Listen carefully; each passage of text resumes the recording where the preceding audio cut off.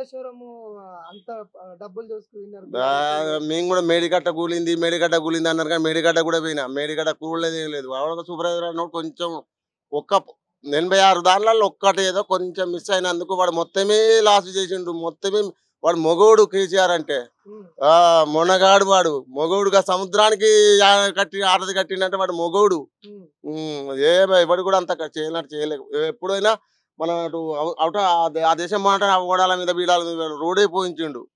పెద్ద మొగాడు వాడు. అంటే కేసీఆర్ కి మళ్ళా నాడు ఫామ్ హౌస్ కి పరిమితం అయిపోయిండు ఏజ్ కూడా అయిపోయిందని అంటారు కదా అంటుండ్రు కానీ కేసీఆర్ కే చాలా ఇప్పుడు మాకు పింఛన్ అన్నాడు పింఛన్ పెంచుతామన్నాడు